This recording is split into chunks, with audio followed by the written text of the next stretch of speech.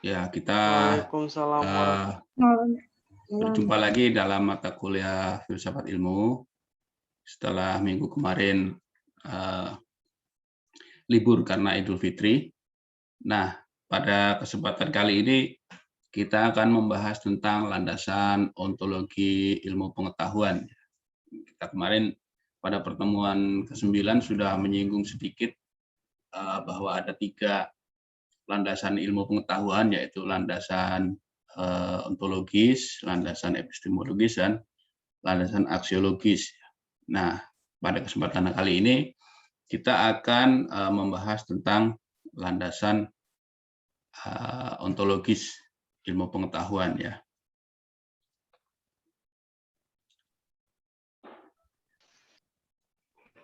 Ini sambil menunggu yang lain, silahkan diisi absennya ya.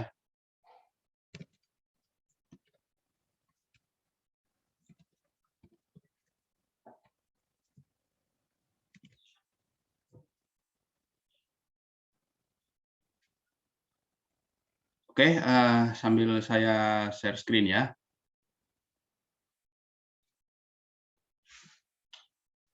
Nah, ini bisa terlihat ya. Jadi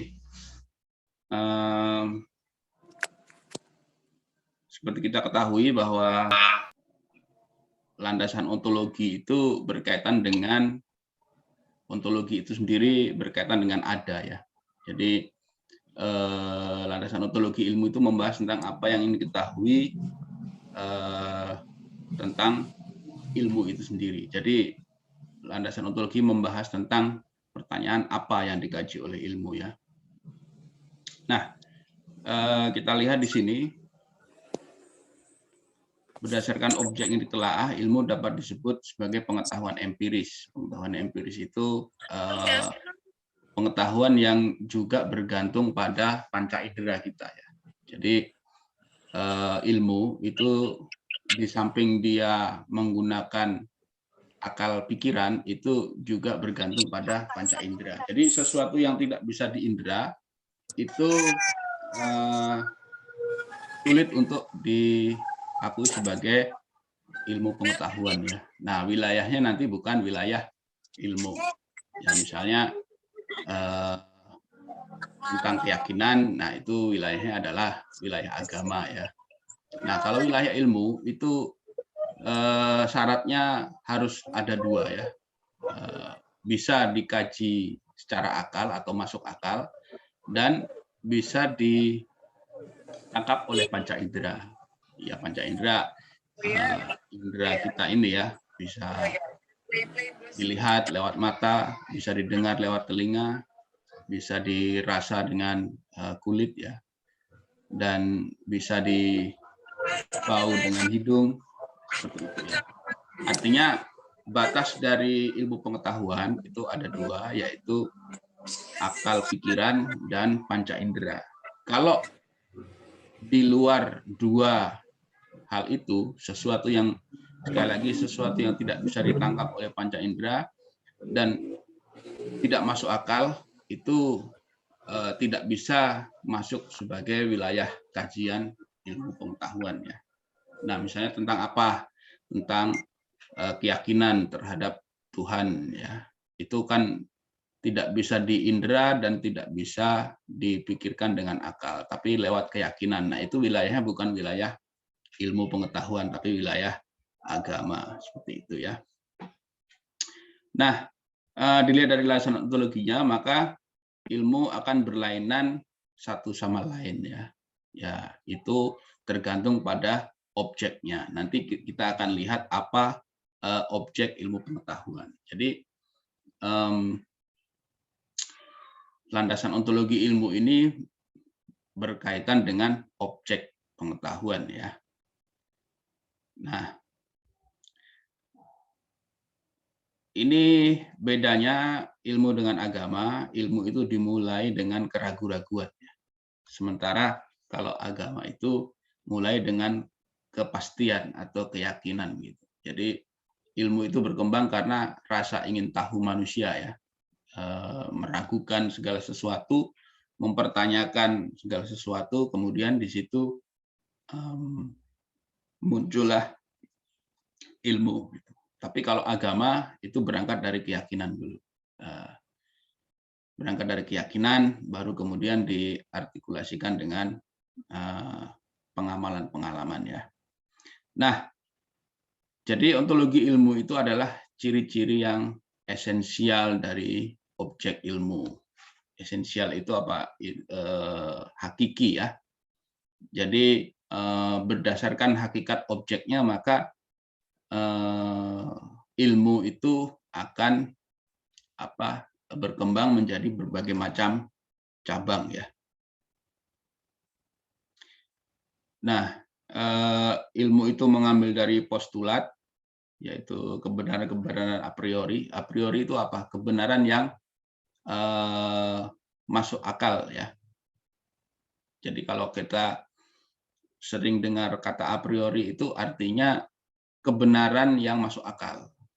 Bukan a priori itu sebenarnya seperti prasangka ya, tapi kalau kita dengar a priori itu hanya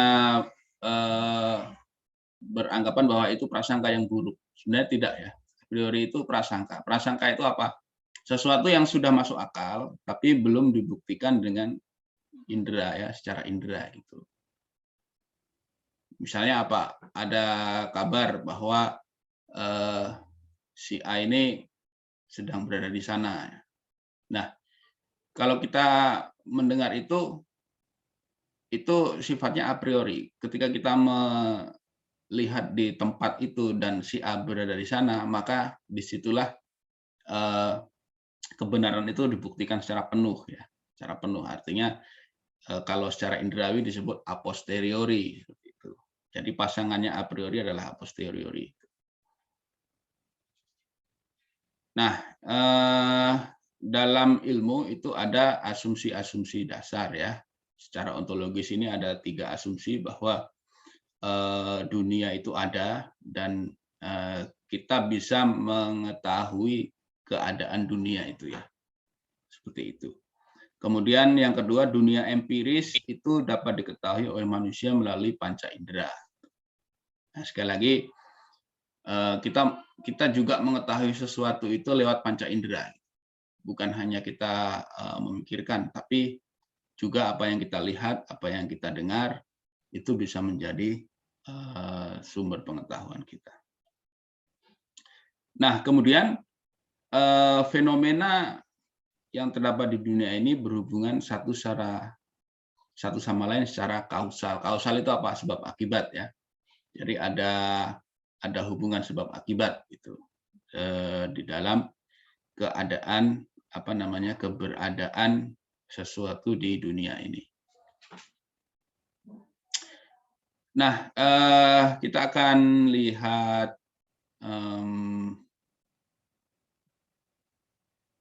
yang lain. Jadi kita akan masuk ke dalam objek kajian yang lebih dalam ya. Ini tentang dasar ontologi ilmu ya.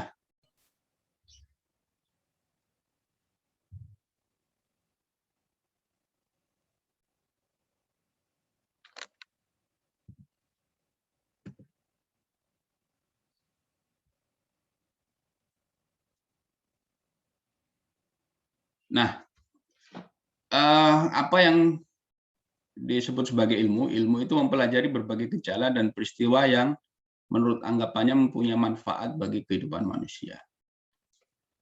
Nah, berdasarkan objek yang ditelaahnya, maka ilmu dapat disebut sebagai pengetahuan empiris. Ini yang merupakan salah satu ciri ilmu, yaitu orientasi terhadap dunia empiris. Ya, seperti saya katakan tadi, ilmu itu mempelajari segala sesuatu yang bisa ditangkap oleh panca indera.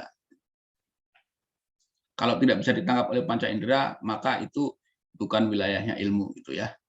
Wilayahnya keyakinan, seperti itu. Nah, ilmu itu mempelajari gejala dan peristiwa, atau kalau menurut istilah yang tadi itu fenomena ya. Fenomena itu apa? Fenomena itu segala sesuatu yang bisa ditangkap oleh panca indera, itu namanya fenomena. Itu.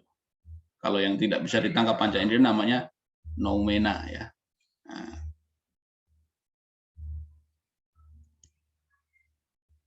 kemudian ilmu itu berangkat dari asumsi ya. Jadi untuk mendapatkan pengetahuan atau memperoleh ilmu, ilmu itu membuat pengandaian-pengandaian atau asumsi mengenai objek empiris ya. Asumsi ini diperlukan sebagai arah dan landasan bagi kegiatan penelaahan kita. Sebuah pengetahuan atau ilmu baru dianggap benar selama kita bisa menerima asumsi yang dikemukakannya ya. Ya, asumsi ini bisa berbagai macam ya, bisa berbagai macam bentuknya di dalam berbagai bidang ilmu ya. Nah, kalau kita belajar ilmu ekonomi ya, ada asumsi ceteris paribus misalnya. Segala sesuatu itu diandaikan tetap, gitu kan. Nah, kemudian ada juga asumsi-asumsi yang berlaku di dalam bidang ilmu lain ya, misalnya bidang politik ya. Asumsi dasarnya adalah manusia itu adalah zoon politikon ya. Zoon itu apa? Hewan ya. Zoon politikon itu artinya apa? Hewan yang berpolitik. Berpolitik itu artinya apa? Dia mengorganisasikan diri untuk memecahkan segala macam persoalan hidupnya. Jadi manusia itu dia tidak bisa menyelesaikan persoalannya secara sendiri-sendiri. Dia harus berkumpul dan bekerja sama dengan manusia lain. Nah, bentuk dari organisasi, bentuk bekerja sama itulah yang dipelajari dalam politik ya. Jadi asumsinya adalah manusia itu zoon politikon atau hewan yang berpolitik seperti itu ya. Kemudian asumsi-asumsi dasar di berbagai bentuk ilmu itu juga banyak sekali ya. Ilmu kedokteran misalnya, asumsi dasarnya apa? Segala macam penyakit itu ada obatnya, ya, bisa disembuhkan. Kalau tidak bisa disembuhkan berarti belum saja ya. Ya termasuk penyakit yang baru sekarang ya, COVID-19 sudah ditemukan vaksinnya. Artinya itu salah satu upaya untuk menanggulangi penyakit itu ya. Jadi setiap ilmu itu pasti ada asumsi dasar. Seperti itu ya.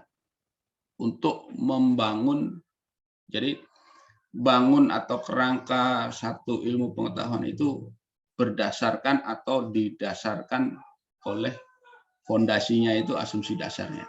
Jadi di dalam landasan ontologi ilmu ini asumsi ini berperan sangat penting ya, sangat mendasar. Kenapa?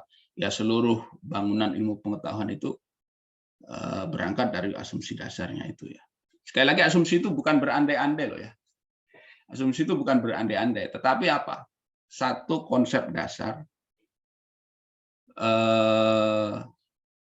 untuk membangun satu ilmu pengetahuan. Ini titik berangkat dari ilmu pengetahuan itu ya berangkat dari asumsi dasar itu ya.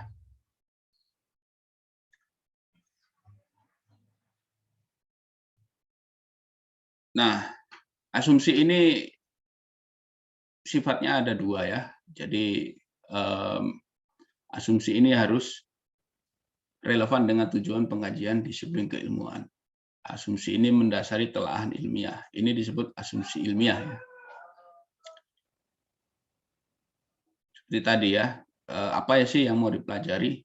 Kedokteran ya tentang pengobatan, ilmu politik tentang pengorganisasian. Jadi itulah landasan ilmiahnya ilmu tersebut gitu ya.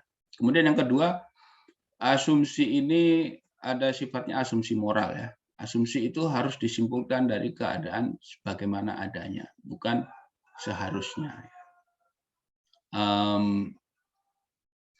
Jadi kita sekali lagi berangkat dari fakta ya. Kalau keadaan sebagaimana adanya kan fakta. Kalau seharusnya ini kan apa yang kita andaikan. Gitu ya. Nah, secara moral, sekali lagi ilmu itu harus berangkat dari fakta, ya. Berangkat dari fakta. Ilmu sejarah misalnya, dia mempelajari masa lalu, dia berangkat dari fakta, ya. Dia berangkat dari fakta, bukan sesuatu yang seharusnya. Misalnya apa? Ya, fakta Indonesia sudah dijajah oleh beberapa bangsa asing, ya, Belanda, Jepang, kemudian sempat juga Portugis dan Spanyol. Kita tidak bisa memungkiri bahwa ya seharusnya penjajahan itu dihapuskan, tidak bisa. Itu asumsi moral, ya. Kita tidak bisa berangkat dari seharusnya, gitu. Tapi ya fakta Indonesia ini pernah dijajah, gitu. Dan apa namanya, fakta-fakta yang diungkap dalam sejarah itu harus membuktikan, sekali lagi, berangkat dari asumsi moral ini, ya. Ya, Indonesia ini mau nggak mau pernah dijajah, gitu. Kalau Indonesia seharusnya tidak dijajah, itu tidak bisa, seperti itu, ya.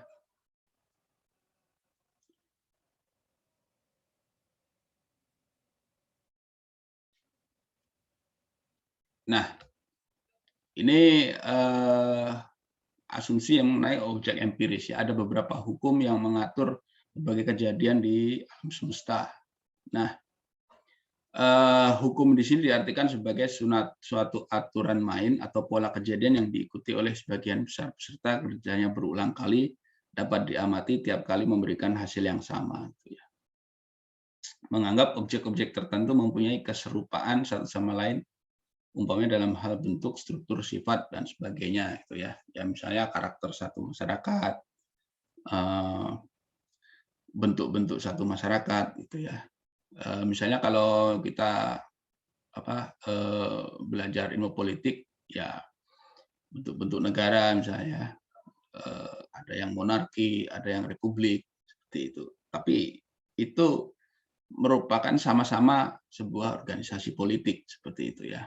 Nah, ada keserupaan, tapi ada juga beberapa perbedaannya, seperti itu.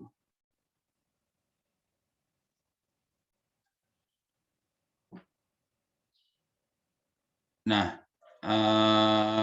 asumsi ilmiah ini menganggap tiap gejala bukan merupakan kejadian yang kebetulan, ya. Tiap gejala mempunyai pola tertentu yang bersifat tetap. Gitu kan. Ini disebut dengan probabilistik. Gitu. Jadi kejadian-kejadian yang sifatnya teratur, ya.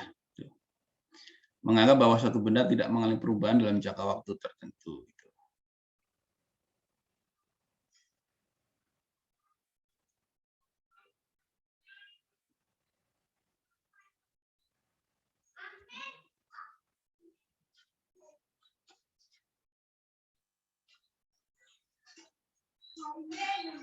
Nah, ini batas penjelajahan ilmu secara ontologis. Ilmu itu membatasi hanya pada masalah yang terdapat dalam jangkauan pengalaman. Artinya apa? Itu tadi yang bisa dialami peristiwa, misalnya. Peristiwa itu kan dialami, ya, bisa ditangkap oleh panca indera. Gitu.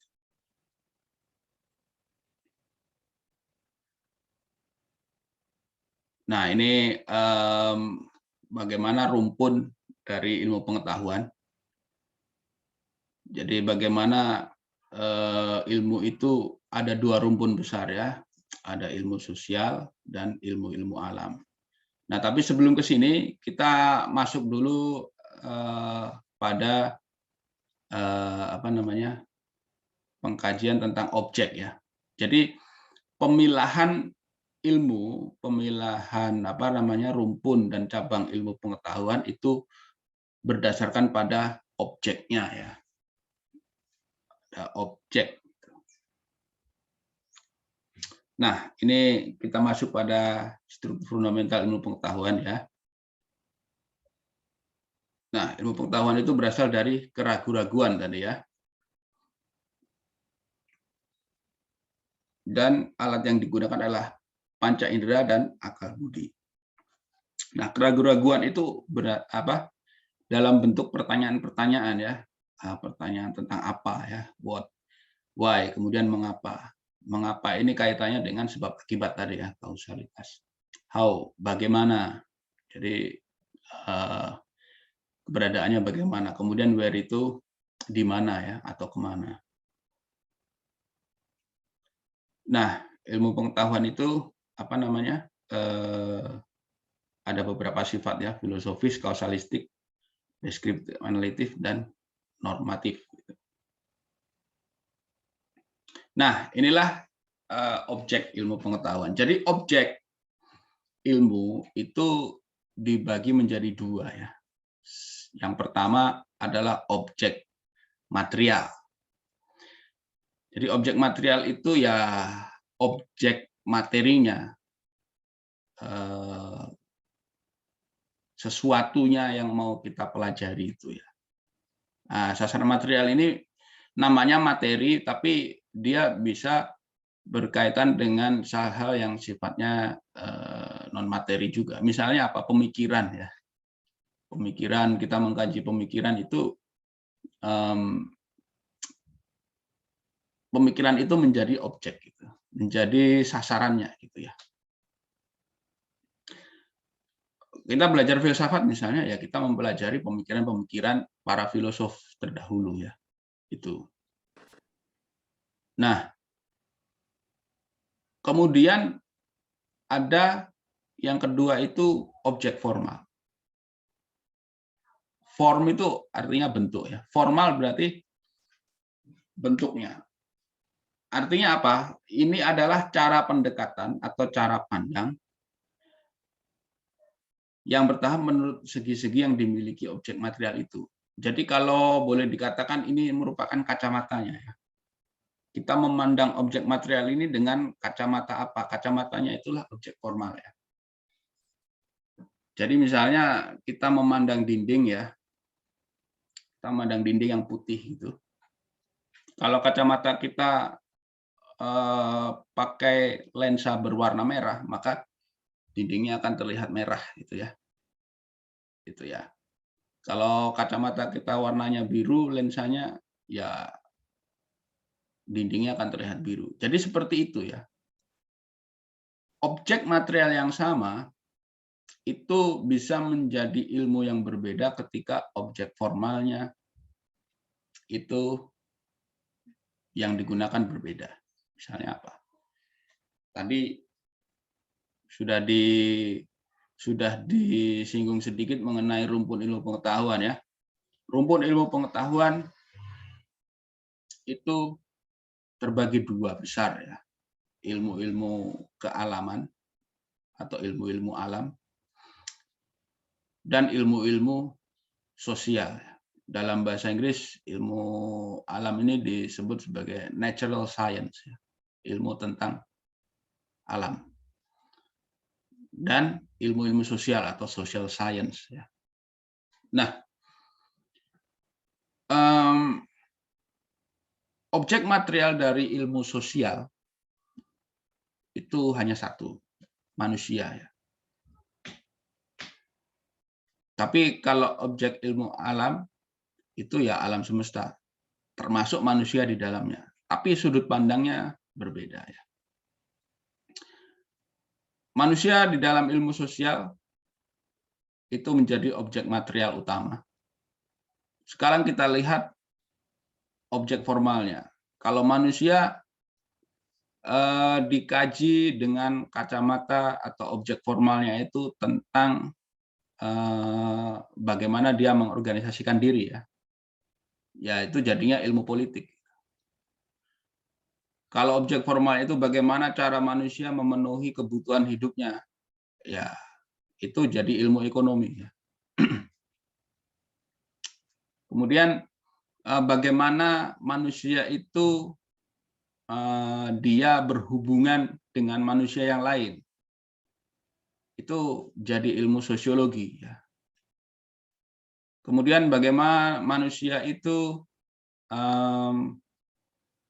mengembangkan dan mengartikulasikan kebudayaannya ya. Jadi ilmu budaya ya, cultural studies. Bagaimana dimensi kehidupan manusia menyangkut hubungan manusia dengan alam, manusia dengan budayanya, manusia dengan manusia lain. Itu jadi ilmu antropologi ya. Nah, seperti itu. Jadi dari objek formal yang berbeda, meskipun objek materialnya sama, itu bentuk ilmunya akan berbeda. Tapi manusia ini juga dikaji dari sudut pandang ilmu alam juga bisa ya. Ilmu biologi misalnya. Ilmu anatomi, ya susunan fisiknya seperti apa. Unsur-unsur tubuhnya seperti apa. Kalau dilihat dari objek formalnya, penyakit-penyakit dan obatnya, ada ilmu kedokteran. Seperti itu ya. Jadi sekali lagi objek formal itu menentukan bentuk ilmu yang akan terbentuk ya. Meskipun objek materialnya sama.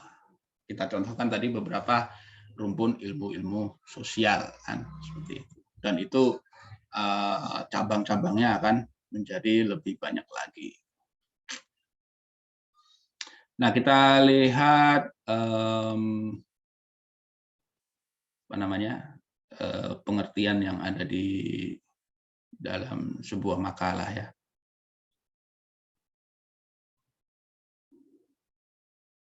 Bentar, ini kok agak sulit ya.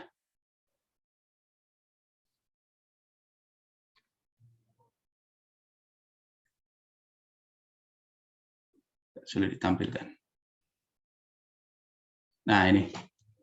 Jadi berdasarkan objek yang ditelaah dalam ilmu pengetahuan itu ada dua. Objek material adalah seluruh lapangan atau bahan yang dijadikan objek pendidikan suatu ilmu tadi ya. Sudah kita singgung. Objek formal adalah penentuan titik pandang atau sudut pandang atau cara pandang terhadap objek material gitu. Nah, kembali kepada asumsi tadi. Asumsi dasar ilmu pengetahuan, asumsi ilmiah itu tadi ada tiga. Pertama, menganggap objek mempunyai kesamaan antara satu dengan yang lain, misalnya dalam hal bentuk, struktur, sifat dan sebagainya. Kedua, menganggap suatu benda tidak mengalami perubahan dalam jangka waktu tertentu. Dan yang ketiga, menganggap segala gejala bukan sifat kebetulan. Ini asumsi ilmiah ya.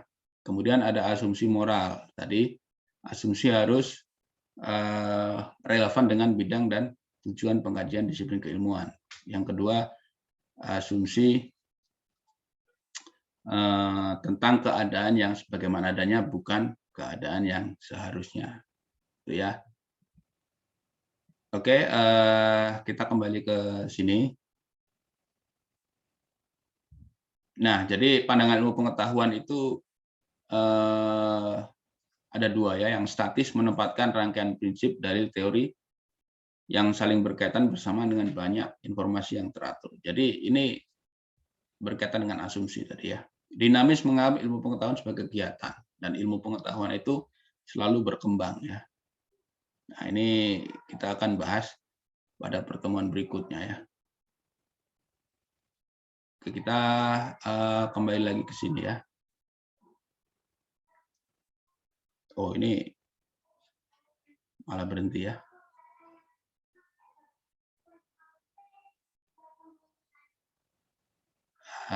Sebentar.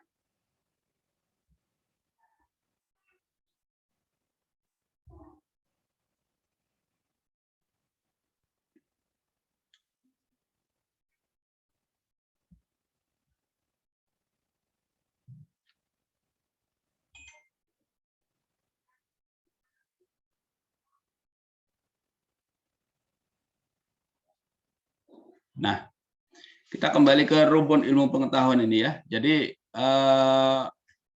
ilmu-ilmu sosial Itu rumpun besarnya adalah antropologi dan turunannya itu adalah arkeologi, antropologi budaya, etnologi, dan linguistik ya. Ini mempelajari tentang kebudayaan, termasuk di sini bahasa ya. Kemudian ada rumpun ilmu politik, psikologi, ekonomi, dan sosiologi. Kemudian ilmu-ilmu alam ini dibagi dua ya. Ilmu alam ini maksudnya yang mempelajari benda-benda yang tidak hidup, ilmu alam ini, atau mungkin apa namanya, ilmu fisika ya.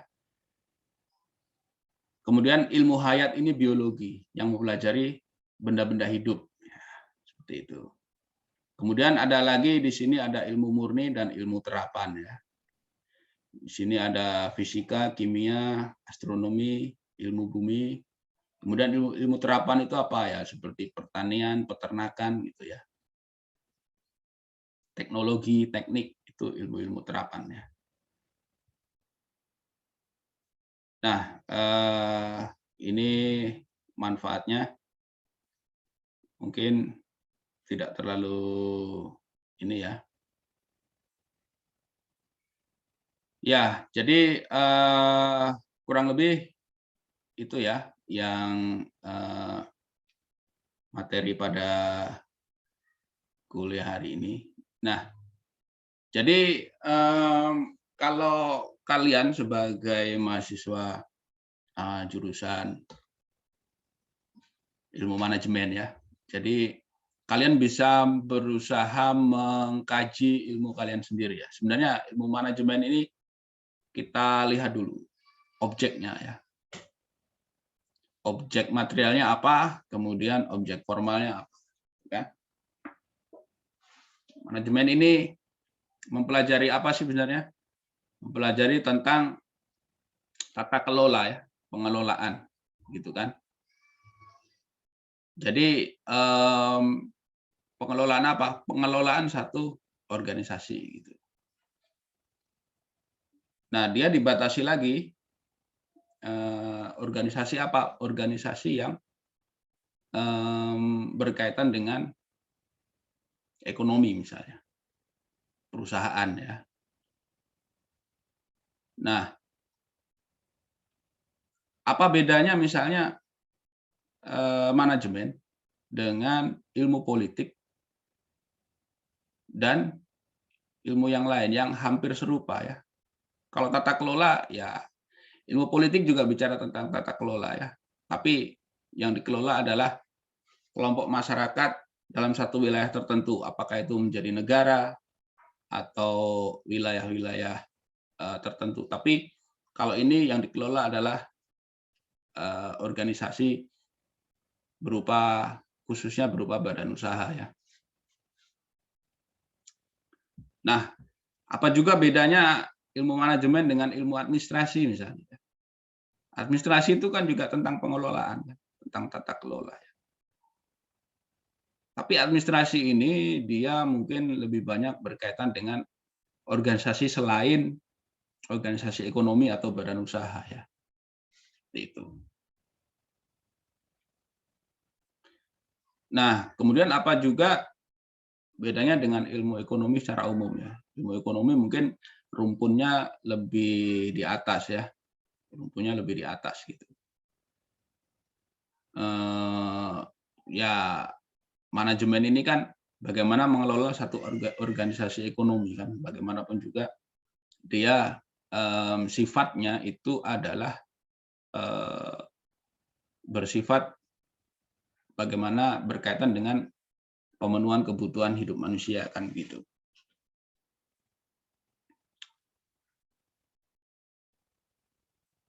Nah, kemudian apa bedanya juga dengan ilmu bisnis gitu kan? Fakultas ini dulu namanya hanya Fakultas Ekonomi, tapi beberapa tahun yang lalu itu diganti menjadi Fakultas Ekonomi dan Bisnis.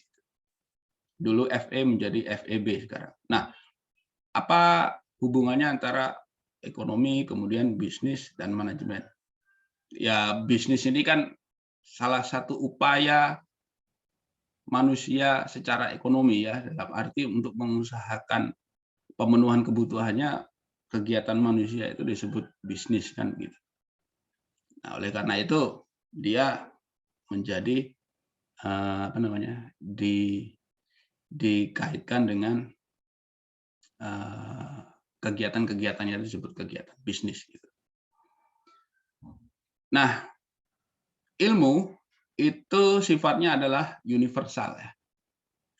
Ilmu itu sifatnya universal itu artinya apa? Ya dimanapun dia dipelajari oleh siapapun itu ya dia sama. Artinya ilmu manajemen di Indonesia khususnya itu ya kurang lebih sama lah dengan ilmu manajemen di negara-negara lain ya. Nah, kalau kita lihat ya, kalau nggak tahu ya kalian apakah pernah membandingkan ya dengan apa namanya ilmu manajemen yang dipelajari di luar negeri di perguruan tinggi yang lain ya. Kalau di luar negeri itu apa namanya untuk S2-nya itu gelarnya MBA ya. Kalau di sini kan MM ya, Magister Manajemen. Kalau di luar negeri itu nggak ada MM. MBA ya, Master of Business Administration. Jadi sebenarnya manajemen itu sama dengan administrasi bisnis.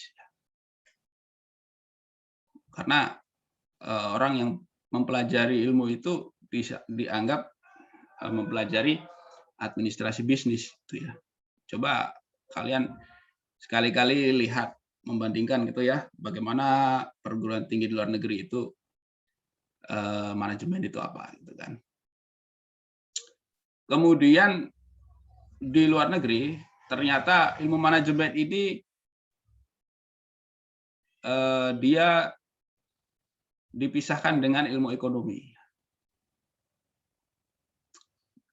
Kalau di beberapa perguruan tinggi di luar negeri itu ada fakultas ekonomi yang khusus mempelajari ilmu ekonomi dan fakultas bisnis atau kalau mungkin di luar negeri ada beberapa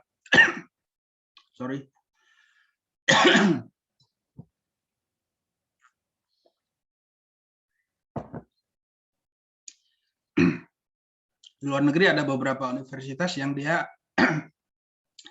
tidak pakai fakultas ya, tapi langsung jurusan gitu. Jadi prodi atau jurusan itu langsung di bawah fakultas ya. Wah, suara saya hilang nih.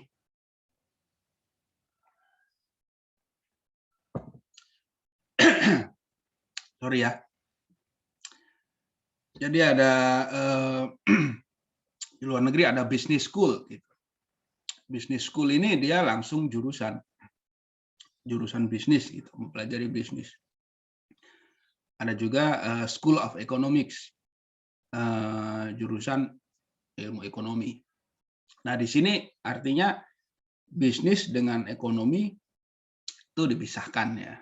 Tapi kalau di Indonesia umumnya disatukan antara ilmu ekonomi dan ilmu bisnis. Ternyata ilmu bisnis itu ya jadi rumpun ilmu tersendiri ya, seperti itu. Bahkan di beberapa negara ilmu manajemen ini dianggap ilmu yang cukup penting sehingga dia ada universitasnya tersendiri ya. Misalnya di Singapura itu ada namanya Singapore Management University.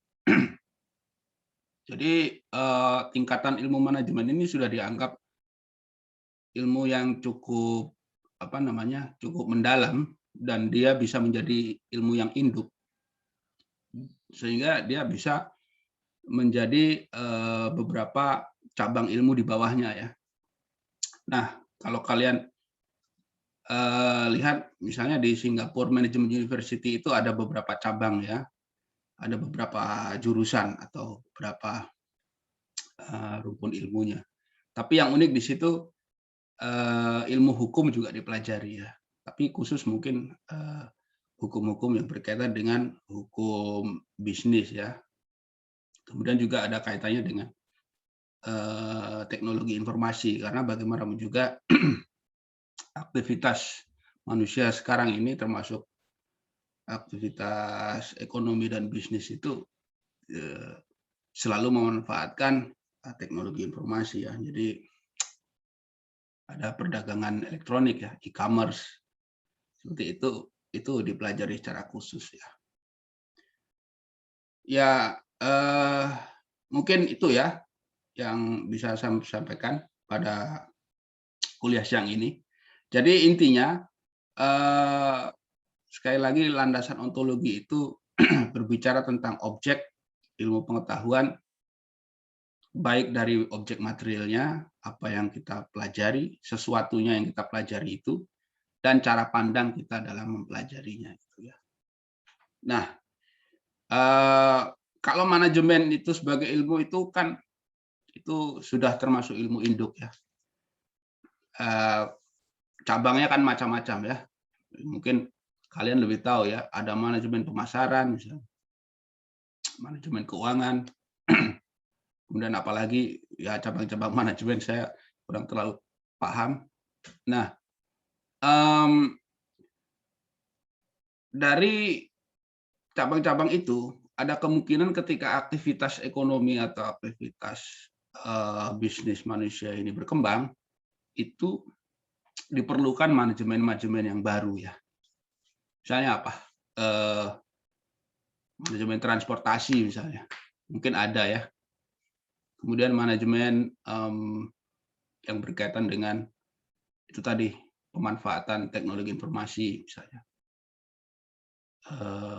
Nggak tahu ada mata kuliah itu nggak ya? Yang dulu mungkin secara istilahnya itu secara awal terbentuknya ilmu manajemen itu belum ada. Tapi seiring perkembangan zaman, perkembangan aktivitas ekonomi manusia ini dia juga berkembang, maka ilmu manajemen juga harus berkembang ya. Ada manajemen tentang manajemen informatika misalnya. itu mungkin lebih banyak terkaitan dengan teknologi informasi ya. Dan yang aneh, manajemen informatika ini justru dia adanya di Fakultas Teknik ya. Enggak masuk di rumpun manajemen, tapi mungkin ada unsur-unsur apa namanya informatika yang bisa dipelajari di situ. Ya mungkin itu ya yang bisa saya sampaikan. Kalau ada pertanyaan atau komentar, dipersilakan ya. Bisa langsung atau bisa tulis di kolom chat ya. Oh ya, silakan ini absennya diisi dulu ya. Mungkin tadi yang belum masuk, saya sampaikan lagi. Itu link absennya silakan diisi ya. Ya, silakan kalau ada komentar atau pertanyaan, silakan.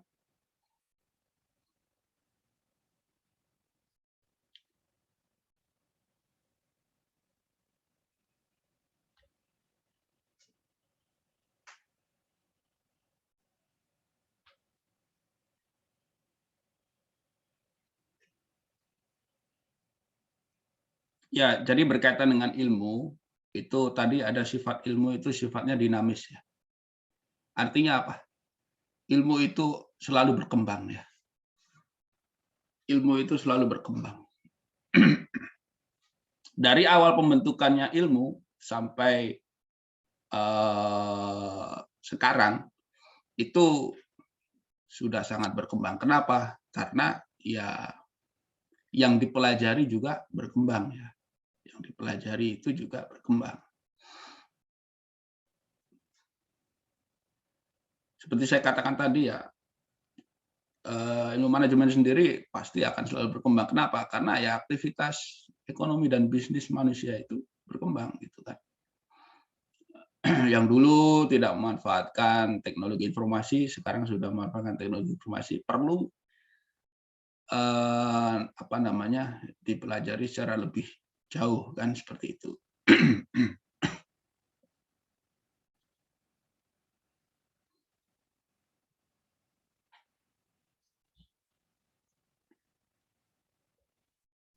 Wah, ini ada di chat dari Laude Lumanto.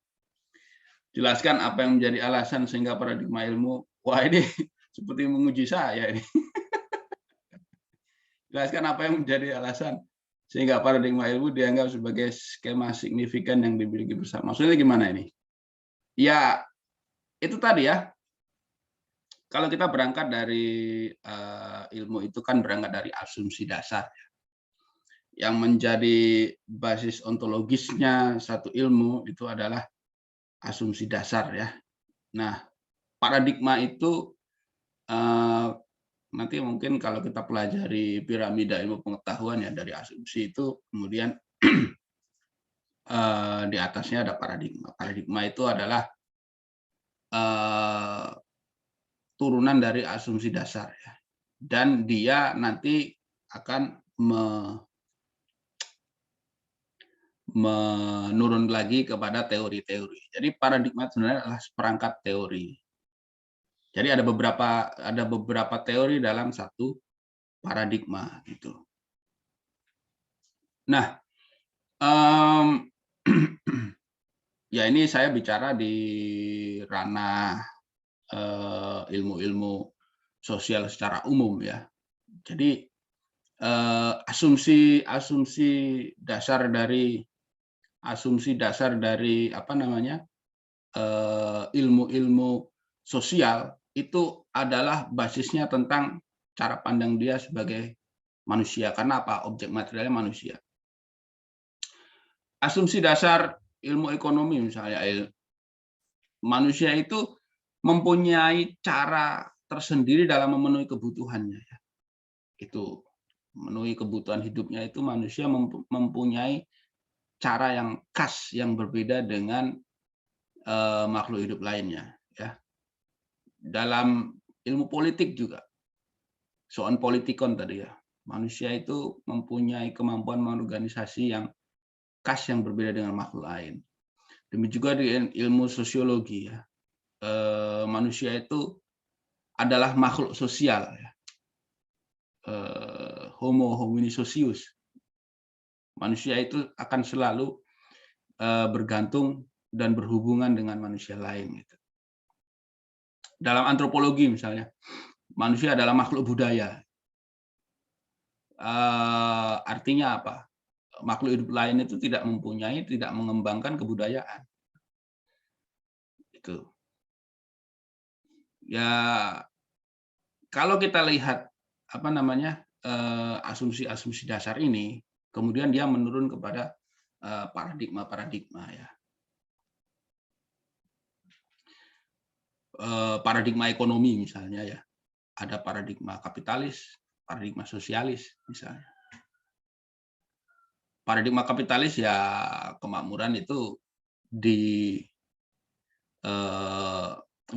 dengan akumulasi kapital modal sebesar-besarnya, kemudian nanti dia akan apa namanya memakmurkan masyarakat itu ya. Paradigma sosialis berbeda. Jadi diratakan dulu kemakmuran itu, baru secara bersama-sama itu bertumbuh bersama gitu kan. Nah, jadi seperti itu ya. Paradigma itu dia wilayahnya setelah asumsi. Asumsi ini yang paling dasar atau yang paling bawah gitu ya kalau dalam ilmu piramida ilmu itu, kemudian dia paradigma, kemudian naik lagi menjadi teori. Itu kalau dalam struktur atau bangun piramida sebuah ilmu ya. Oke, ada yang lain? Silakan. Terima kasih, Pak. Ya. Ya, yang lain silakan. Bisa ditulis lewat chat atau bisa diungkapkan langsung.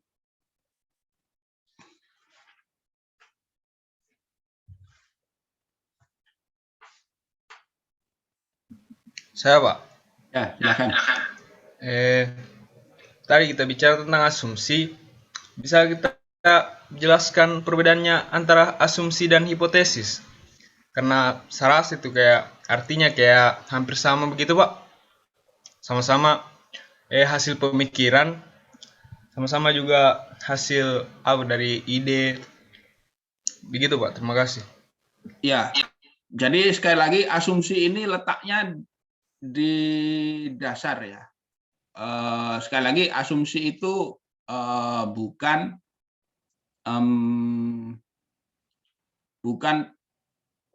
pengandaian, bukan berandai-andai, tapi dia suatu suatu katakanlah turunannya itu adalah atau hal yang hampir sama itu postulat ya. Sesuatu yang menjadi pijakan gitu. Nah, bedanya dengan hipotesis itu adalah semacam anggapan yang perlu dibuktikan kebenarannya ya. Hipo itu kan apa istilahnya sesuatu yang rendah ya. Sementara tesis itu adalah pernyataan yang sudah pasti. Nah, hipotesis itu pernyataan yang belum pasti. Dia harus diuji. Harus diuji kebenarannya itu. Dengan apa? Dengan serangkaian praktek ya, misalnya hipotesisnya itu adalah misalnya A mempunyai hubungan dengan B gitu kan.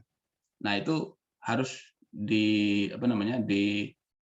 diuji dengan serangkaian misalnya percobaan atau serangkaian praktek untuk membuktikan benar-benar ada hubungannya. Jadi wilayah hipotesis itu adalah wilayah yang tinggi dia ya. Wilayahnya itu di atasnya teori. Artinya apa? Yang saya sebutkan di atas itu tingkatan dari yang paling dasar itu ya. Yang paling dasar itu asumsi, kemudian paradigma, kemudian teori. Nah, teori itu di beberapa di beberapa hal atau di beberapa kejadian peristiwa mungkin tidak cocok. Karena apa? Teori itu ada konteksnya. Konteks itu lingkup wilayah, ruang dan waktu, masa yang melahirkan teori itu. Dan hipotesis ini sebenarnya adalah untuk menguji teori ini dengan praktek yang ada ya. Seperti itu. Jadi misalnya apa ya? Ada kalau di dalam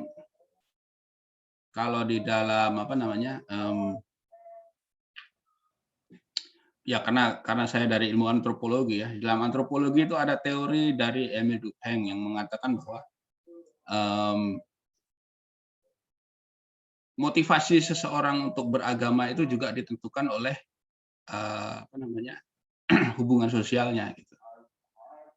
Dan salah satu fungsi agama itu adalah untuk mempererat hubungan sosial. Nah, ini perlu diuji dalam satu kelompok masyarakat tertentu. Teori ini benar atau tidak. Jadi kalau misalnya ya dalam satu kelompok masyarakat yang religius gitu, misalnya orang-orang pergi ke masjid untuk beribadah yang masyarakat Muslim gitu. Tapi ada beberapa individu yang datang ke masjid itu karena di masjid itu ramai gitu kan. Orang-orang pada datang ke masjid. Kalau saya nggak datang ke masjid itu rasanya gimana gitu karena nanti dikucilkan dalam pergaulan. Nah, kalau ada fenomena seperti itu berarti teori Emile Durkheim ini benar gitu ya. Hipotesisnya itu benar.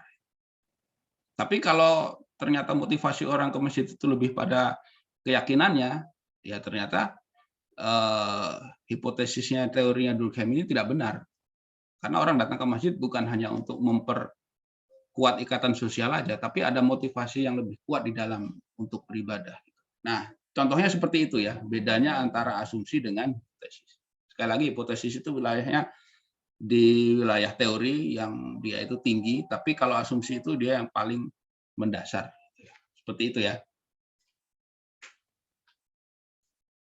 Ya mungkin kalian bisa bandingkan dengan teori-teori yang ada di dalam ilmu ekonomi atau ilmu manajemen. Seperti itu. Mungkin ada teori-teori yang nggak cocok ya. Ada teori-teori yang tidak cocok. Ya, itu fungsinya hipotesis itu untuk menguji teori sebenarnya seperti itu. Apakah teori ini masih relevan atau sudah tidak relevan? Kalau sudah tidak relevan ya dia harus diganti dengan teori yang baru yang lebih relevan gitu, lebih cocok gitu ya.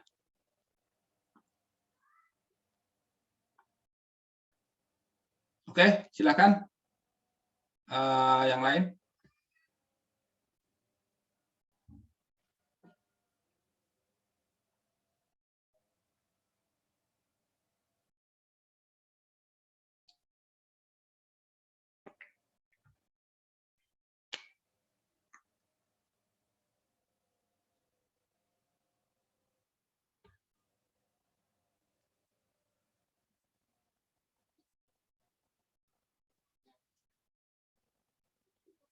Ya, yang lain silakan. Oh, ini ada lagi di chat room dari Mas Tang.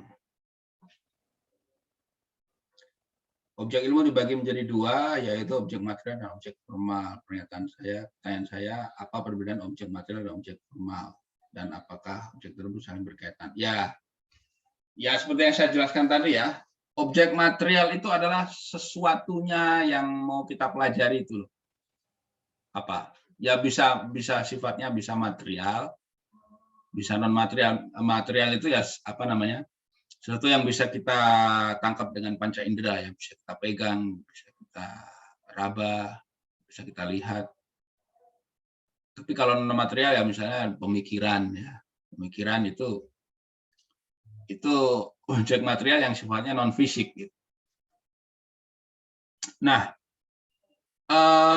sekali lagi objek material itu adalah sesuatunya yang kita pelajari. Misalnya apa? Biologi. Objek materialnya adalah makhluk hidup. Bio itu artinya hidup ya. Objek materialnya makhluk hidup. Objek formal itu adalah sudut pandang atau kacamata ya. Kacamata atau fokus yang mau kita pelajari ya. Seperti saya contoh tadi, objek material dari ilmu-ilmu sosial, seluruh ilmu sosial objek materialnya adalah manusia. Tapi dia bisa menjadi berbagai macam rumpun ilmu, berbagai macam cabang ilmu, itu karena objek formalnya berbeda. Misalnya apa? Ilmu ekonomi, objek materialnya manusia, objek formalnya adalah cara memenuhi kebutuhan hidup manusia ya. Tapi kalau ilmu politik, objek materialnya sama manusia, tapi objek formalnya adalah bagaimana cara manusia mengorganisasikan diri, mengatur kehidupannya dengan cara mengorganisasikan diri gitu ya. Kalau ilmu antropologi, ilmu budaya, itu objek formalnya adalah kebudayaan manusia ya. Manusia ini makhluk budaya. Manusia itu mengembangkan kehidupannya dengan kebudayaan. Nah, jadi objek formalnya adalah bagaimana manusia ini mengembangkan kebudayaannya. Sama tetap objeknya manusia. Objek materialnya seluruh ilmu sosial itu objek materialnya adalah manusia. Hanya objek formalnya yang berbeda-beda sehingga dia menghasilkan ilmu yang berbeda-beda pula. Bagaimana cara manusia mengatur dirinya itu jadi ilmu hukum ya. Bagaimana cara menetapkan aturan, bagaimana cara membuat kehidupan manusia menjadi tertib, teratur, itu ilmu hukum. Jadi gitu ya hubungan antara objek material dan objek formal. Nah, yang belum disinggung adalah ketika ada objek ilmu pengetahuan, ada subjeknya kan. Siapa subjeknya? Subjeknya ya manusia juga. Jadi di dalam ilmu sosial, manusia itu menjadi subjek sekaligus objek. Beda dengan ilmu alam. Kalau ilmu alam, ya manusia bisa menjadikan sesuatu di luar dirinya sebagai objek kan. Apakah tumbuh-tumbuhan, hewan, atau benda-benda mati. Itu sesuatu yang di luar dirinya dia jadikan objek. Tapi kalau ilmu sosial, manusia menjadikan dirinya sebagai subjek sekaligus objek. Dan yang menentukan adalah objek formalnya. Ketika kacamata yang dipakai berbeda, maka ilmu yang dihasilkan juga berbeda. Seperti itu ya. Jadi manusia ini dia mempunyai potensi untuk mempelajari berbagai macam ilmu. Karena dia bisa berganti-ganti objek formal. Seperti itu ya.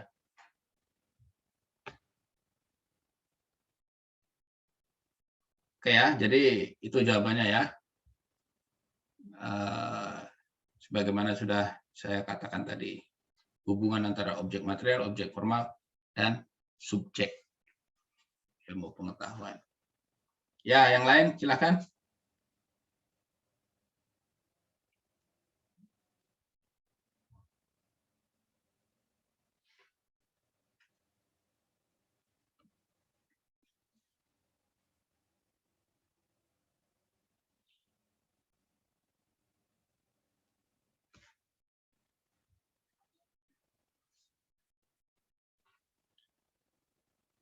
Oh ya, berkaitan dengan materi-materi yang saya sampaikan tadi, saya simpan di Google Drive, Google Classroom. Semua sudah daftar Google Classroom ya? Nanti bisa dicek di Google Drive-nya. Jadi di tampilan Google Classroom itu ada Google Drive. Silahkan dicek di Google Drive-nya, nanti bisa dibaca di situ ya.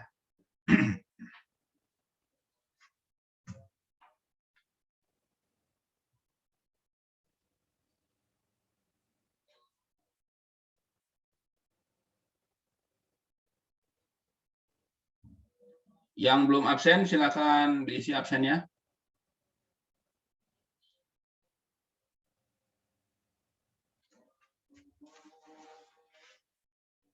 Oke ya, saya harap jelas ya apa yang saya sampaikan ini. Jadi diharapkan kalian sudah bisa tahu apa landasan ontologis ilmu, kemudian bisa menerapkannya pada ilmu yang kalian pelajari ya. Ilmu manajemen ini sebenarnya apa yang dipelajari dan apa batasan-batasannya, bedanya dengan ilmu-ilmu yang lain itu di mana, seperti itu ya. Oke ya, kalau tidak ada pertanyaan lagi, kita akhiri kuliah siang hari ini. Kita bertemu kembali pada kuliah minggu depan ya, di waktu yang sama.